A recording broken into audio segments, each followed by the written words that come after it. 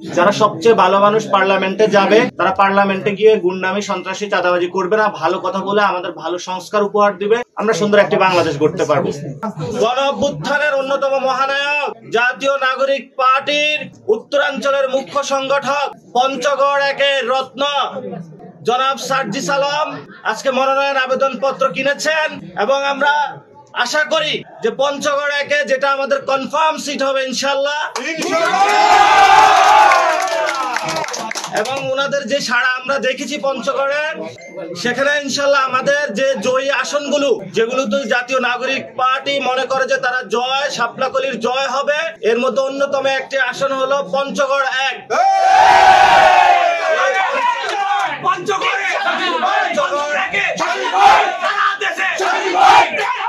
পঞ্চগড় একের আজকে উনি মনোনয়ন আবেদন পত্র নিয়েছেন এবং আপনাদের জ্ঞাতার্থে আরো আমরা জানাচ্ছি, আগামী 21 এবং 22 তারিখে আমরা প্লেস জানিয়ে দিব যে কোথায় আমরা সবার যারা মনোনয়ন আবেদন পত্র নিয়েছেন তাদেরকে আমরা ভাইবা নেওয়া শুরু করব এবং সেখানে উৎসব মুখর পরিবেশেই আমরা সবার সাথে তাদের সাথে কথা বলবো। তবে 20 তারিখ পর্যন্ত যেহেতু সবাই আবেদন নিচ্ছেন, আমাদের 21 এবং 22 তারিখে আমরা সবার হলে ইন্টারভিউ নিব এবং সেখানে সবার সাথে আমাদের ইন্টারাকশন হবে, কথা হবে, আমরা সাথে যাতে সৎ, দক্ষ এবং যোগ্য প্রার্থী আমরা বাছাই করে নিয়ে আসতে পারি। এবং এই প্রক্রিয়া নিয়ে আপনাদের সামনে একটু কথা বলবেন। আমরা একে একে যাব।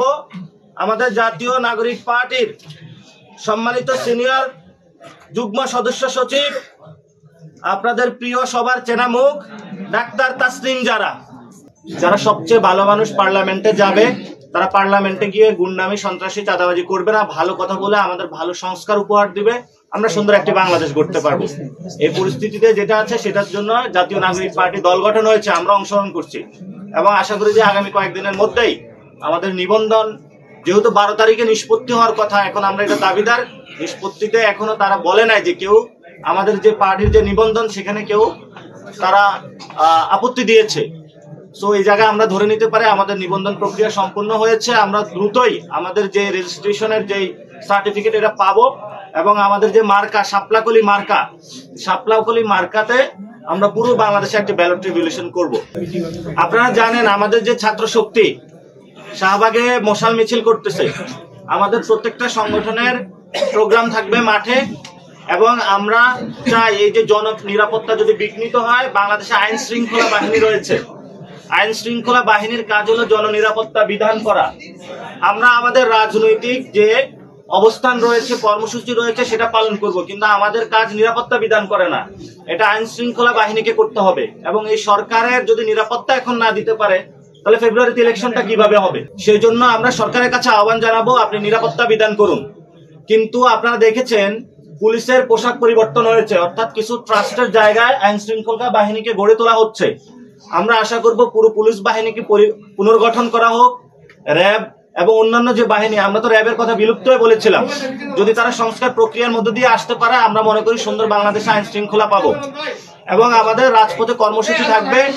এবং আমরা সরকারকে আহ্বান জানাবো যে সরকার জনগণের কাছে আবেদন জানাতে পারে যাতে সমাজে যারা বিশৃঙ্খলা সৃষ্টি করে তারা কোনো উৎপাত না করতে পারে। কখনো তারা ডাকাত হয়ে আসে, কখনো তারা ককটেল সন্ত্রাস হয়ে হিসাবে আসে, কখনো তারা বাসে হলে আগুন সন্ত্রাস হয়ে হিসাবে আসে। তা আমরা জনগণ ঐক্যবদ্ধ আছি, ইনশাল্লাহ জনগণ ঐক্যবদ্ধ থাকলে আওয়ামী লীগ বাংলাদেশে কোনো আর ফেসিবাদী আচরণ করতে পারবে না। এবং শেখ হাসিনার রায় হচ্ছে এটা বাংলাদেশের বিচার বিভাগের ইতিহাসে একটি মাইল ফলক হয়ে থাকবে এবং বাংলাদেশে যে বিচার বিভাগ এখনো বিরাজমান আছে সেই প্রক্রিয়ার মধ্যে দিয়ে আমরা যাচ্ছি।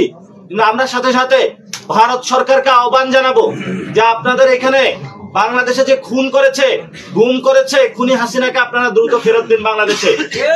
আপনাদের সাথে আমরা ন্যায্য সমতার ভিত্তিতে সম্পর্ক চাই, কিন্তু বাংলাদেশের কোনো খুনি আসামি, দাগী আসামিকে যদি আপনারা আশ্রয় দিয়ে রাখেন, এই আসামিকে ফেরত দেওয়া পর্যন্ত ন্যায্যতার সমতার ভিত্তি হতে পারে না। এজন্য আমরা ভারত সরকারকে আহ্বান জানাবো দ্রুত গতিতে শেখ হাসিনাকে ফেরত দেওয়া হোক। এবং আপনারা জানেন ইতিমধ্যে আমাদের যিনি খলিলুর রহমান স্যার, যিনি হলেন আমাদের সামরিক উপদেষ্টা রয়েছেন, উনি হলো আমাদের ইন্ডিয়াতে সফর করেছেন। আমরা সরকারকে আহ্বান জানাবো সেই সফরটা কি জন্য হয়েছে, কেন করেছেন, আমাদের একটা দোয়াশা তৈরি হয়েছে, যাতে জাতির সামনে এটা স্পষ্ট করা হয়। এটা আমাদের জনগণ হিসাবে ওনাদের প্রেস ব্রিফিং করে জানানো, মানুষকে ব্যাখ্যা দেওয়া নৈতিক দায়িত্ব। কারণ আমরা ভারতকে দেখেছি, যখনই নির্বাচন আসে তখনই ভারত এই নির্বাচনকে কেন্দ্র করে অস্থিতিশীলতা এবং সেই নির্বাচনে তারা হলো নিজেদের এজেন্ডা বাস্তবায়নের জন্য, ফেসিবাদী সিস্টেমকে টিকিয়ে রাখার জন্য তারা বারবার হস্তক্ষেপ করে। এই সফর কি কোনো হস্তক্ষেপ, নাকি বাংলাদেশকে নতুন একটি জায়গায় নিয়ে যাওয়ার জন্য? সরকারকে স্পষ্ট করতে হবে।